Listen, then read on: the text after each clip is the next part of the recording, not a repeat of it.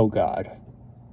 Welcome to Bryer Showcase. I am Bryer. Now I'm going to be doing another unboxing, and you're probably wondering why am I doing another one? Because I did one not too long ago. But what I have here in this box is something I cannot believe I actually spent money on. What I have is actually considered one of the worst albums made by a very notable band. If you hadn't figured out by the thumbnail, then you will see in a sec. So without further ado, let me go ahead and unbox this for you, and I'll explain why I actually decided to get it. So let's do this. So I got a different one this time because the other one was, I think that orange one I have back there is mainly used for left-handers. I mean, I can do some things with my left hand, but I'm primarily a right hand, so I'm gonna use this one instead. Gonna make it a lot easier for me. So obviously I got this from eBay. They don't really have this one on Amazon, understandably. So, and of course, the reason why it's hard to get is because it was so bad, it never got reissued. Of course, I wouldn't blame them. Okay, so comes in lots of wrapping, a lot of newspaper stuff. Make sure it doesn't get damaged.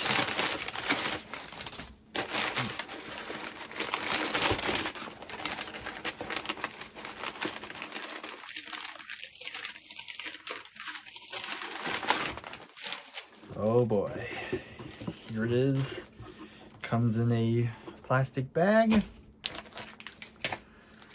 We'll take it out and I will show you what I got. So what I have here is Summer in Paradise by the Beach Boys. People all around the world in every nation like to get together for some excitation. Yep, this is what's considered one of the worst albums, not just by the Beach Boys, but pretty much in general. And I do know some history of this album. I'm not going to do it justice. But what I would recommend you check out is a video on YouTube. It's made by a YouTuber called Todd in the Shadows. He does a whole history and review of this whole album. But I'm going to give you kind of like a brief, kind of like a script note version of it. Like very, very quick, very brief history. So basically, this came out in 1992. And this is when Brian Wilson was basically MIA because he was doing a lot of legal stuff with his doctor. Of course, we know the story of Eugene Landy. So Brian was busy dealing with that, and so that kind of left the reins purely into the hands of Mike Love, and of course with the other Beach Boys. But really, Mike Love was really in charge of this whole album. So to kind of make it easy, what Pet Sounds is to Brian Wilson is what Summer in Paradise is to Mike Love. And oh boy, does that show. Because like I mentioned, this is terrible. I heard clips of this on YouTube, and oh my god, probably the most cringiest thing I ever heard in my life. And so I'm going to talk about more, but first let's see what this comes with, because it's a very interesting packaging, I must say, because I have never had a CD come like this before. I'm pretty sure it did come in a jewel case, but I guess there are some copies where they come in this different type of packaging, which is kind of interesting. It's kind of cool. Of course, the one thing I don't like is that because how it's designed, the track listing is posted upside down, so you're gonna have to flip it, which is kind of annoying, but oh well. So I'm trying to figure out how to open it. I'm guessing it's through here on the top. Okay. All right, so this is what it looks like when you open it up. Have some ocean. I mean, I should really point out that, let's be real, the artwork in this album looks like something you would get from like a nature magazine or something, or like a Nat Geo Wild. So, I don't know.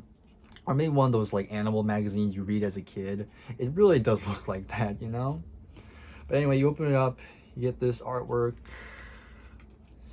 Oh, it even has bubble wrap in here. That's interesting. All right, but here it is. This is what it looks like. Let me take out the disc. So from where I got this from, the person who had this before, they actually cleaned this. They professionally got it cleaned, so it's should work really well. So that's what the disc looks like. Pretty plain, just some planets for some reason. I don't get it.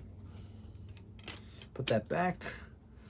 Here's some more of the artwork here. Kind of interesting.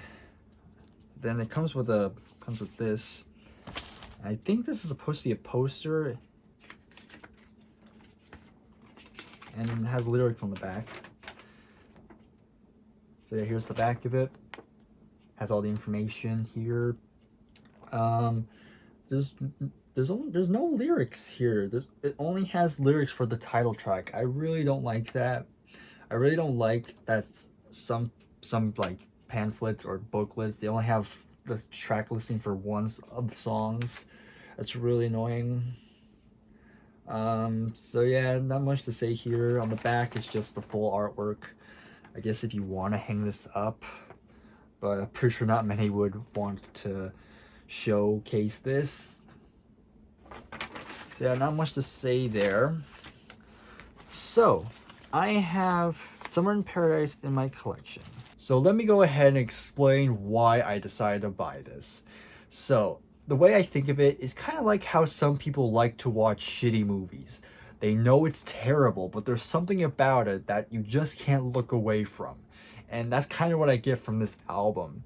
It's terrible, but there's something so hilarious about it. Like, it's Mike Love trying to bring the Beach Boys back to the limelight, but it's just so out of touch. It's so cringy. Let me just give you a brief, let me just talk about some of the track listing here, because again, I have heard about this.